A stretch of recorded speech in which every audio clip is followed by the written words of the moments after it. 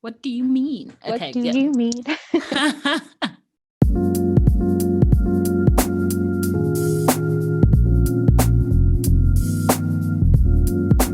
Hey guys, it's Temi back with another episode of the Podcast. This week I'm joined again by Mayowa and Alexandrea in part 2 of the importance of finding your tribe. So if you haven't already seen the first episode, why don't you go ahead and watch that from last week?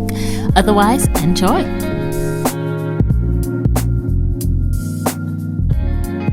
Yeah, you talk about us going through some pretty big differences, and how do you think that we've kept a healthy relationship through that? Because I mean, I don't really want to go into some of the stuff that we have been through together. No. Me and you, Alexandrea. But I think that for some people it would really be a like, okay, no, that's it. But how have we actually kept a healthy relationship and a healthy mentality through it? Or I guess you should speak for you. So how have you kept kind of like, how have you dealt with it?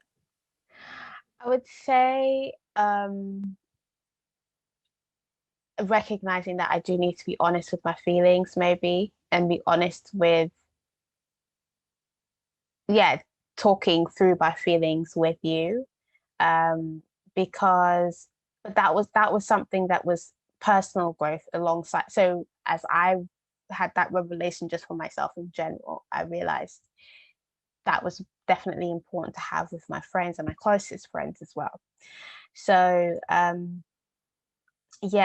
just being aware that I need to be honest with the feelings, even the feelings that aren't nice, because you want to then keep friendships. Sometimes you think, I don't want to be authentic or say, exactly how I feel in this situation or how this person made me feel, but that's not how you express love. That's not love. That's just a real facade. And it's like, okay, if I really want to be in genuine communion with this person, I want to love them and I want them to love me, I've got to be honest.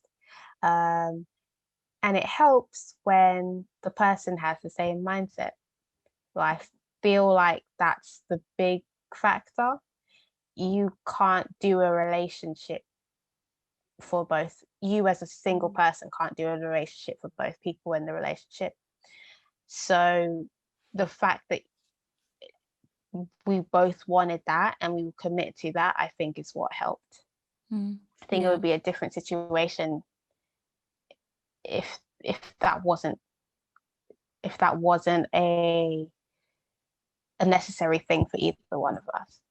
I think honesty is a big thing in friendships. Like, when you talk about romantic relationships, people can list the things that you need in that, and I think that sometimes people forget that actually that same skill set and those same things that you need to apply to a romantic relationship, actually it fits into every other relationship.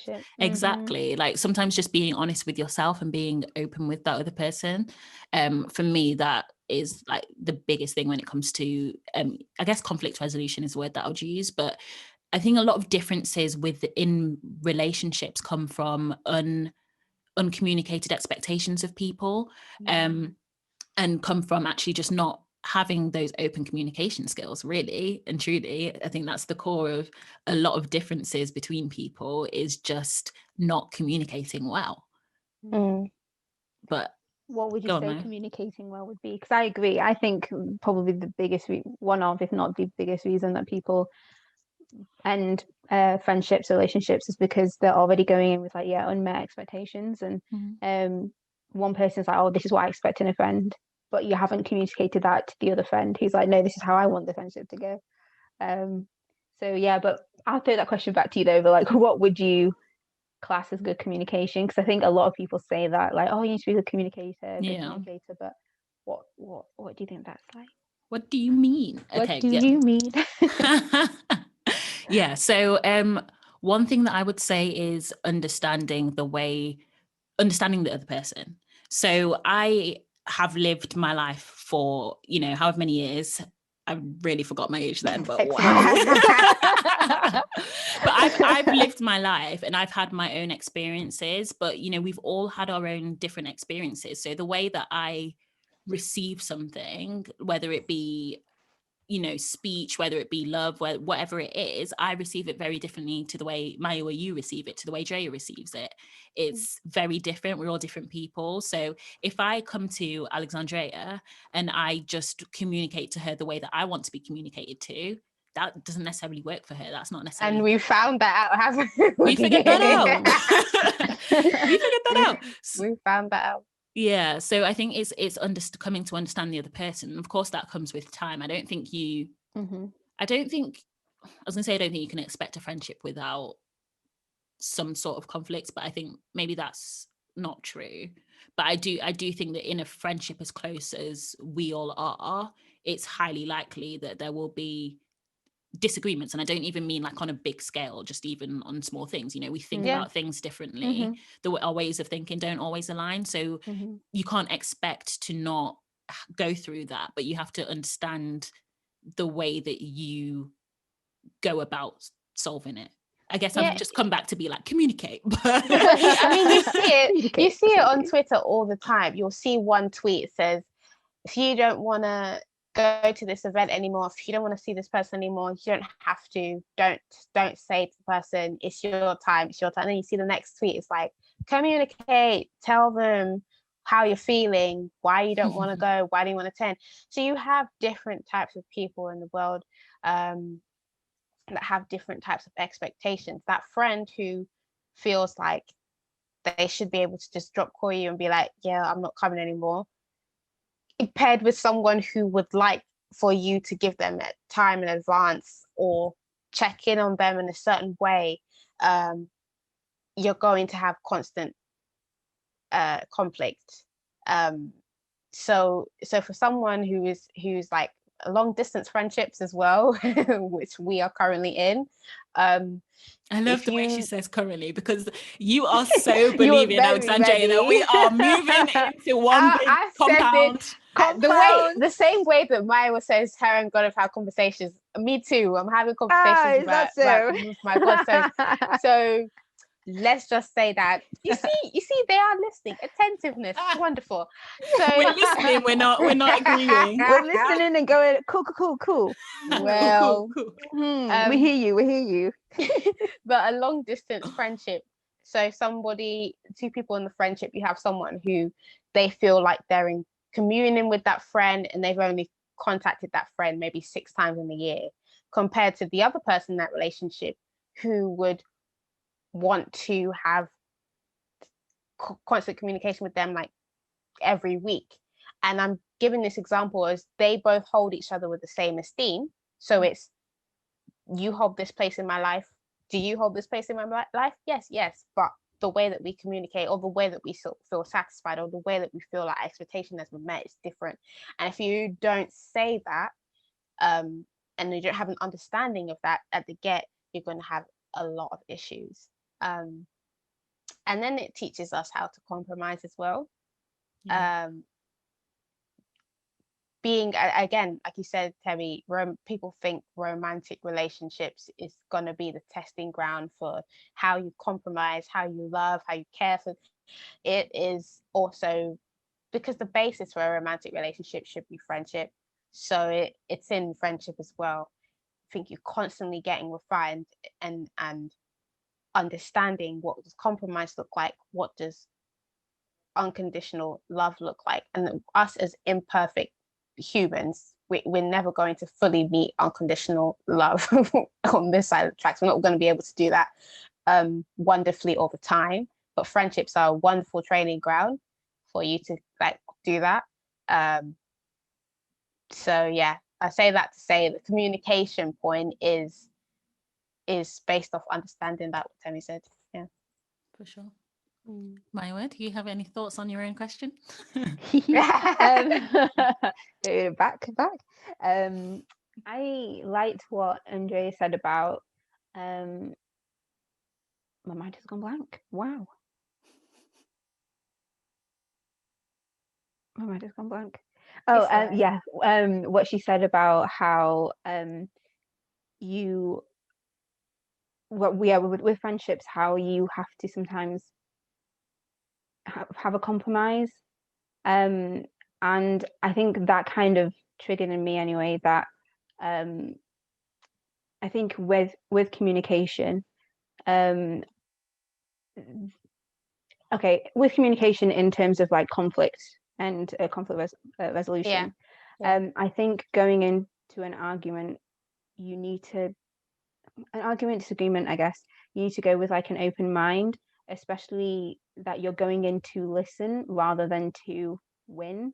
I think that can cause a lot of stress and unnecessary, like, what's the word I'm trying to say? Things can escalate very, very quickly when you, I think when you go into that kind of mindset of, no, I need to be the one who's right, I need to be the one, rather than it being, no, this is an issue and how can me and this other person and this come is together my friend to resolve. I want them to stay my friend, so how do we work together facilitate to kind that, of work together? And again, listening to it, I feel like this advice is what people get given when they enter romantic relationships, instead of it being just how to be in communion with people. How to live. It's hard sometimes. Exactly. For you to enjoy the fruit of friendship and how beautiful it is, you've got to be willing to do that type of work. And which it makes it, I think people view it negatively. It makes it sound like, oh, it's so much effort, but it's like most nice things in life do take effort and do take commitment. And the type of friendship that we're talking about, we're talking about the brotherly love that's spoken about in the Bible, that love that is dependable. You got to put work in for that. And like we said at the start, you'll know whether it's a relationship that's doing that when you as yourself increase in value and you respect yourself more, you are excited to be around that person. I'm not saying this to say put yourself down and belittle yourself just so that you can be in communion with people and accept faulty or dysfunction just so you can be in communion with people. That's not what I'm saying, but I'm saying that you've got to look at your relationships as something you can invest in, as something that works on and grows. That's why I said at the beginning, the key factor here is time, for the type of relationship that we're talking about, the type of friendship we're talking about. So something that you spoke about there, I think is so important about not compromising yourself. I think there's compromise within the relationship, but you can't compromise yourself. And yeah, again, the type of relationship we're talking about, we're not talking about every single friendship that you have, please. If you're with this, if you're like this with all of your friends, I don't know for you, me, I cannot do it, but that's all right. But how do you go about being this close to people but not compromising yourself or making sure that it's only changing you for the better? So there's the whole idea of codependency, for example, and I'm going to leave it to Alexandrea, to our resident psychologist, to explain what codependency is. But how do you make sure that you're not so reliant on those relationships that you're actually making sure you're bettering yourself as well? Okay, so should I go ahead? Okay. So yes, they always call me their resident psychologist. Are you not going to become a psychologist? I studied. I am a psychologist. Exactly. I am. But so there's no lies. we learn about sort of rearing children, and independence and codependence is something that's actually very ingrained in our cultures if we didn't realize it before. So I'm Nigerian, so it's a culture where being around other people and coexisting is expected of you, compared to other cultures where being individualistic is what is sort of pushed on a child for them to grow. You've got to learn how to be by yourself, you need to be self-sufficient. and be everything that you need to be for yourself. And I think basically I've just come to the conclusion that you can put both of those in tandem. Being codependent does not mean that you're weak. It's actually a very strong thing to do, to recognize, like we said, no man is an island at the beginning, that to prosper in life and to refine yourself, sometimes it's hard to refine yourself if it's just you doing it. You've got other people there to brush up on you and actually help you refine. But to know self comes from that self-reflection that I spoke about earlier. About, for me, it's grounded in faith. So the what do you call it? The red flags start to show when what scripture says about me and how I should treat myself, I'm not seeing someone else do that, or the person I'm trying to be in communion with is actually going against that.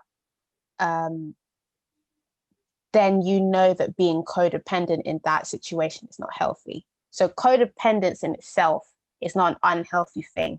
It's when you're codependent on the wrong person.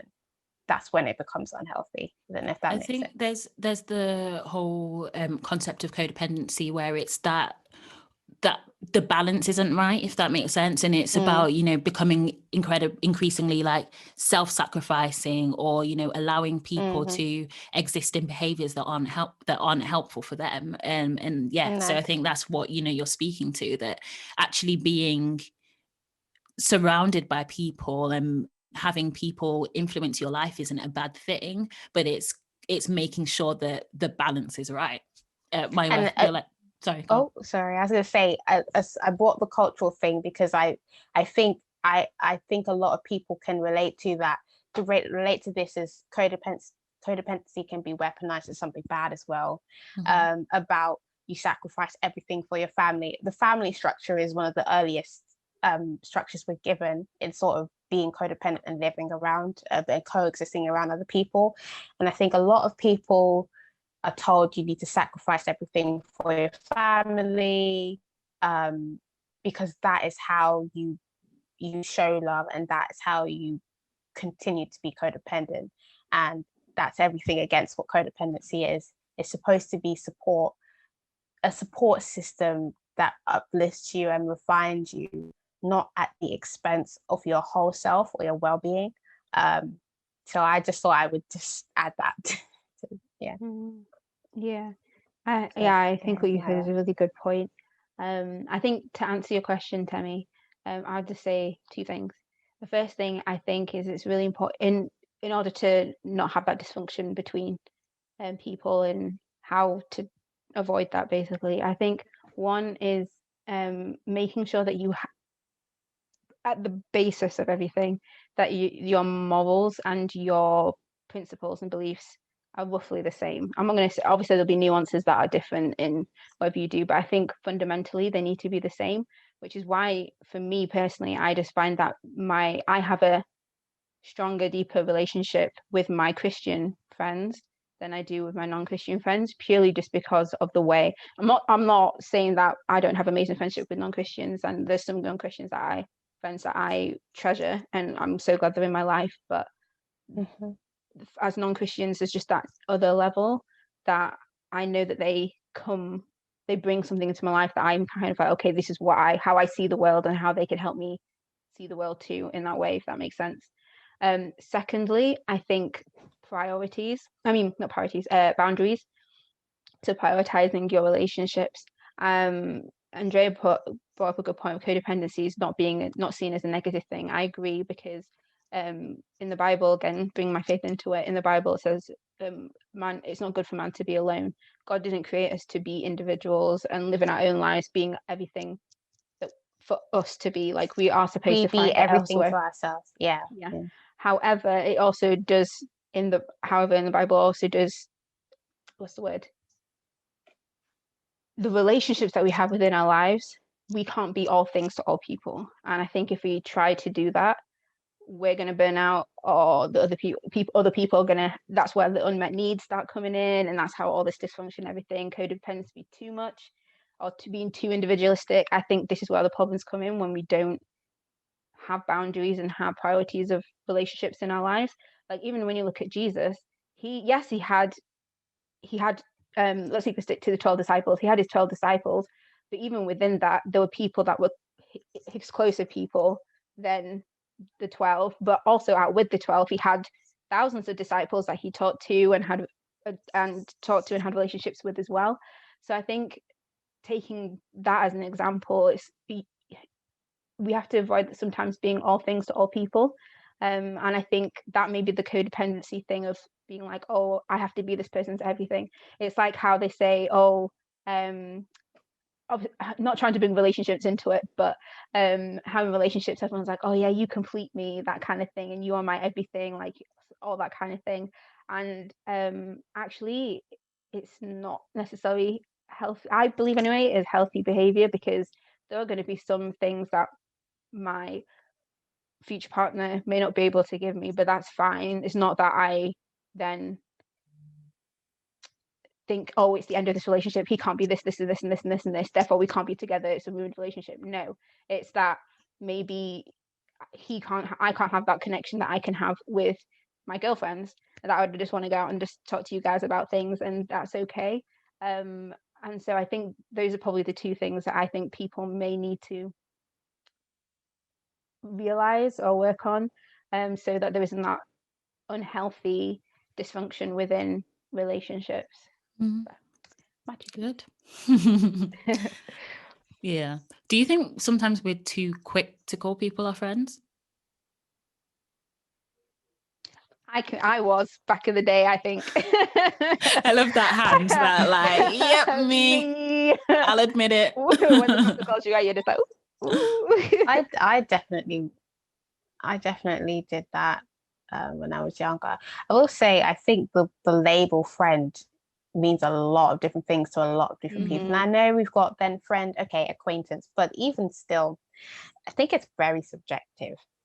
And so as a kid, when you look at media and you look at TV, kids' TV shows, you're like, okay, so that's what a friend looks like if they're always doing silly stuff together and they're always laughing. And because I think growing up at school, you spend a lot of time doing the same routine with the same people. And that's like a critical growth period for you. You can confuse it sometimes as to, I'm around these people all the time, so they must be my friends. And I think that as well is just a learning curve that I think we all go through as we get older, is understanding what definition we want for friends. I amend my answer. I think my definition of friendship changed, maybe not being quick to call people, because after listening to that, I think that's a very, very good point. That friendship and what we class as a friend, acquaintance, whatever, does vary from person to person. So what they said. I think those are two great answers. Would you be friends with you, do you think, if you weren't you? Good question. Wow. Because personally, I think there are parts of myself that I would absolutely love and that I would get on really well with myself, but then I would also find myself incredibly annoying. I agree with you. I think there are some parts of myself which I would think could be a great asset for someone else to have, like on their team, on their side. But then there are other parts of myself where I'm thinking that's not actually that helpful, even for me. So would it be helpful for someone else? No. But then I think, again, that's going back to the being a bit gentler on myself and being like, actually, am I wanting perfection in a friend? No. I started looking at it this way, like, I can't ask something of someone that I physically know that I couldn't like provide. And I started being like, if I want this person to be so quick to forgive in every situation, every interaction that we have, am I so quick to forgive in every situation, every interaction? No. So I need to I need to brush that up on myself before I start, you know, lording it over other people. But short answer, yeah, I would want to be friends with myself, just because I would hope that whatever personality I was to become friends with me would not want perfection in a friend, because I couldn't give it to you. I'll tell you that much. I'm not perfect. Yeah. I second that answer. Such a good answer. Yeah, I would like to say, yeah, short answer, I would like to say yes. I mean, who wouldn't want very to be much friends with echoing. Mayowa? Oh, Like, no, honestly. I mean, I agree with what you're saying as well, in that there are things about, I really liked what you said, where it's like, if I want this from this person, am I that, like, to that person, if that makes sense? Like you were or using can it for I forgiveness. work towards it? Like, Or at is it least something work, that's attainable? If it's not attainable, then it's like, hello. That's a And I lot think that that's you're such asking from. yeah, exactly. And I think that's a good way to, like, view it, especially for self-improvement, I guess.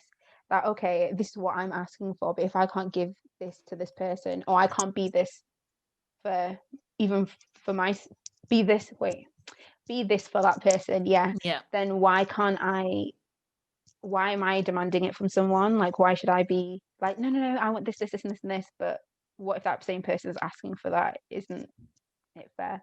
So I think that's a really good way of looking at it. And I'll make a note of that, actually.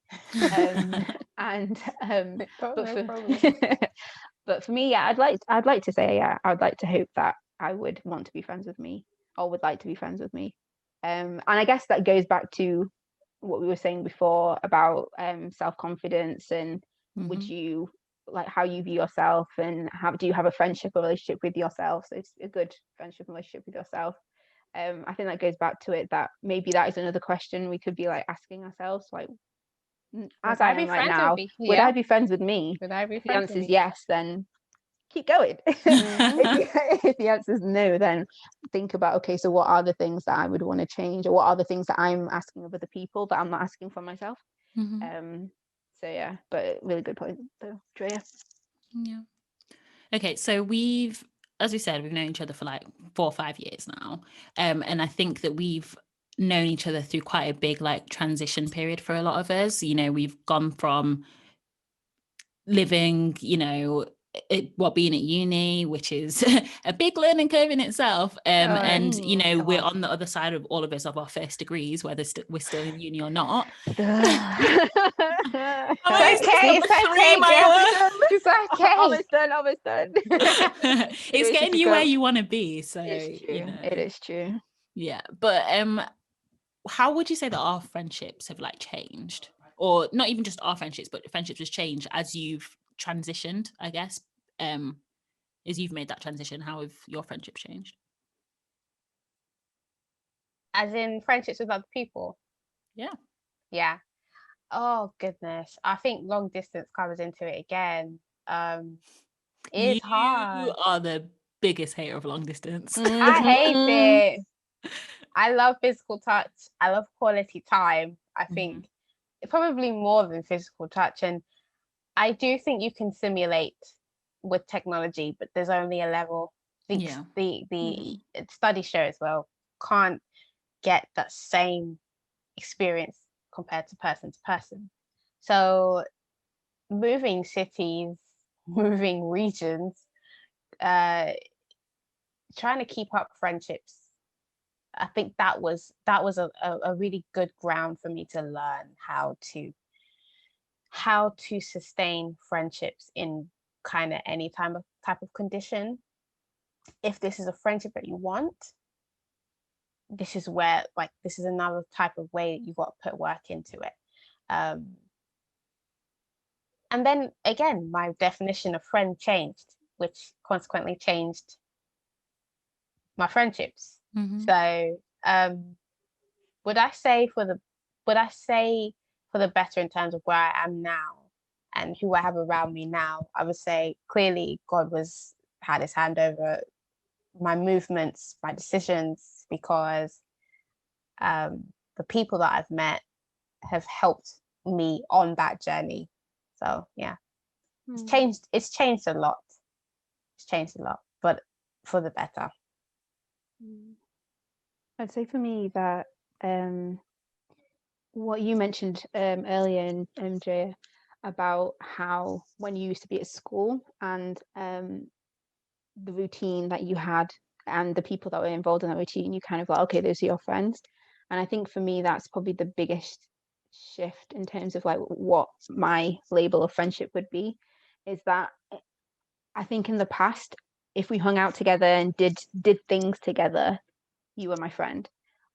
But now I think it's more like focus on those principles and those morals instead, rather than like being, in order to have that friendship, we need to be doing stuff together. Now I think it's more like, obviously, yeah, including that as well, but it's more on actual building character and building principles and building on strengths of each other. And it's more like that way, rather than just, oh, let there be a common ground that we connect over.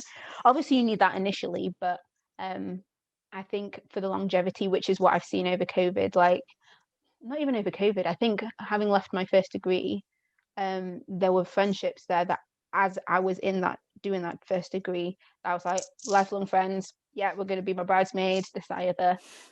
Now I haven't talked to them in like the past 3-4 years. And I love when people are like, they're going to be my bridesmaid. Like, why that is do the we measure. do that? I don't know. As the measure. As the measure. Honestly. Oh, this person's going to be my bridesmaid. And God's like, yeah, sure. Oh okay. my gosh, my life is a God, you thought. My life is God, the way you thought. Yeah. But yeah, there's so many times, relationship, friendships where I've been like, I think it will be a test of time, kind of will go the distance. And then as soon as you graduated within the year, like we just haven't talked since. But I think especially COVID now has kind of shown that, yeah, you can't grow a relationship, friendship, just by like doing things alone. Like you need to have that, again, that common foundation of your principles, your morals, and ways that you can build each other up, and being in that relationship where it's not just, oh yeah, we have a fun time, we have all these memories to talk about, but that's it. It's like, no, we can actually help each other grow, you come to advice, all that kind of stuff. And I think that's what's taught me. And so now you can see it like in the friendships I have with you, like we haven't been in the same place longer than a week. Honestly, for the past 5 years. It's so sad. Years. So like, do you get like the past 4 years? Even Andrea, us knowing each other, we probably have not been in the same place for longer than a week. Yeah, and like, I would class you as one of my really close friends. So no, honestly, wait, you get what I mean? When we went on holiday, that was probably like the longest time. Yeah, it was 5 days. I think that was the longest time. Yeah, that was the longest time we spent in one place together since our friendship began. Since I first knew you, honestly. So and it's the quality is there. And so it speaks to you that, I think for me it was like, yeah, we have to always be doing stuff together, have to be together, da da da. I'm not saying that we shouldn't, because I really do want to be with you guys and do stuff together. Yeah, but it's not the end all and be all to have a friendship. And I think that's definitely what COVID and beyond has taught me. So yeah, I definitely think my definition of friendship has changed. Yeah, I will say as well that for people listening, like, there isn't it's not a bad thing to have people that you do everyday life with constantly. Oh yeah, no. It's just, I guess what we're talking about is that subjectivity and ranking, or not ranking, because that sounds very egocentric, not ranking, but just understanding what place someone actually holds in your life. If you early career and you're working and you have people that are in the same workplace as you or workspace as you, and you're just kind of hustling together, there's no problem in being like, these are people I'm relying on at current for this section of my life. But would I say in the entirety of my life, could I trust them with the entirety of my life? Probably not. That's okay, and it doesn't make that interaction and relationship any less valuable. There is a purpose and there's a value for that relationship, which you need. And I think just to kind of, Temi says nothing is wasted. Nothing is That's her wasted. favorite phrase, and I adopt it into my life as well, which I like that. You can have that one. Oh no, Nothing it's is yours. wasted. I agree, Nothing is wasted. and I feel like another thing I'd probably say about friendships is, you're completely right in Dre way. That sometimes people are just there for a season. I know it's a very Christianese, sorry for those listening, but a very Christianese kind of phrase. But I think sometimes, for someone like me anyway, I'm very much I want to be friends with everyone and that kind of stuff. But I think knowing when to let go of a relationship and knowing when it's to let go of a friendship and being like, okay, like it's had its time. We don't really need to keep on forcing it and forcing it. You know, those relationships where it's like every time you just like, it's been like 6 months, you're like, hey, how are things? Yeah, cool, cool, cool. You do a little small talk and then that's it. It's like, sometimes you just got to let go, and there's no hard feelings. There's not, I'm not saying that, oh, they're now someone that you have to think negatively about, or you have to be like, oh, this person, da, da, da. I'm not saying that at all, but there's just, like you said, for that season, you may be working alongside that person, or you may go to that class with that person, or maybe at uni with those people, and you enjoyed that time you had with them, but it wasn't necessarily meant to last for your entire life, and that's okay. And that 6-month checkup thing that you just said about is like what I was trying to say at the beginning as well. Like, one person can't hold a relationship for two people. So when there's an understanding that I don't think either one of us really are willing to put more effort into this or grow this any further, that's okay as well. But on the flip side of that, and like, this isn't, I don't think this contradicts your point, but I think it's another side of it, is that actually, so for me, there are some people that I have, 6 months checkups with, and it's not because they're not my friend, and it's not because our friendship is any less value, importance, whatever in my life than, the people that I talk to every day, but actually that's the way our friendship is. So I think also realizing that not every friendship is the same is very, very also very true, and that's the whole definition of friendship and what. And I guess that's again one of the things of the met expectations, is that as long as you two, whoever's in the friendship, you two have a understanding of what's to be expected.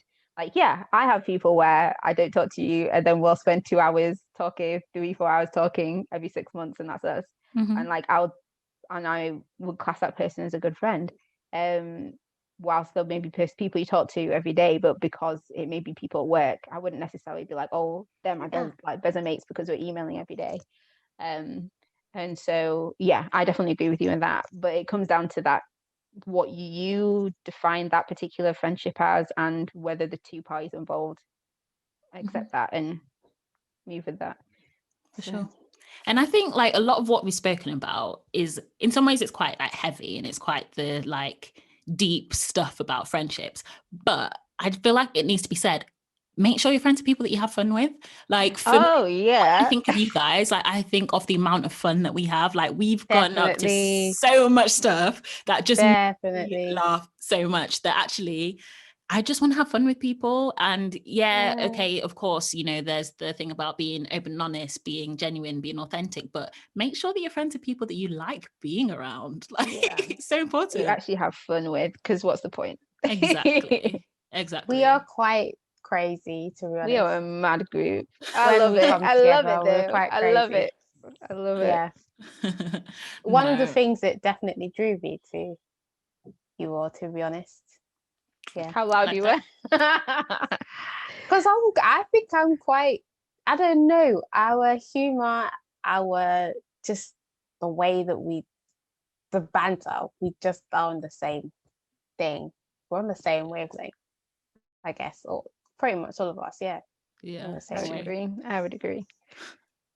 Cool. So we've been talking for like an hour now, so I feel that we could go on and on as we do. When Jay calls me, I just know that my whole evening is done for.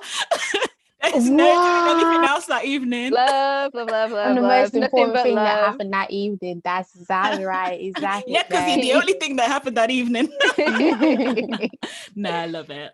You know that if I didn't want to talk to you, I'd be like, okay, I'm going now. Yeah.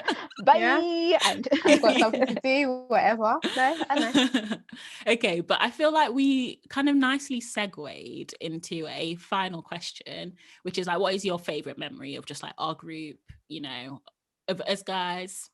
It doesn't have to be necessarily favorite, because I know there are just so many to choose from. Oh Lord. do you know what pops into my head? And I'm not going to go and explain this, but I'm just going to say chubby bunnies.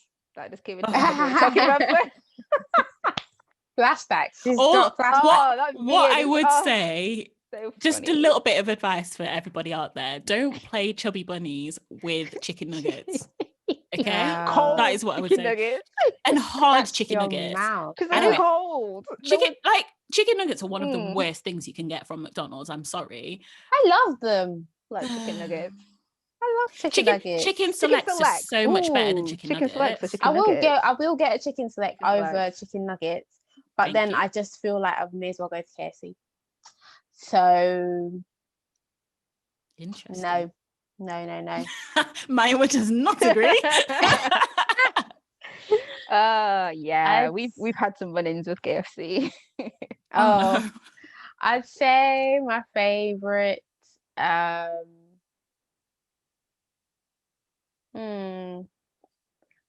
Oh God, we've got a lot of funny, Got so many. We've got We so do. many just know. silly. Can I do I'd top say- 5?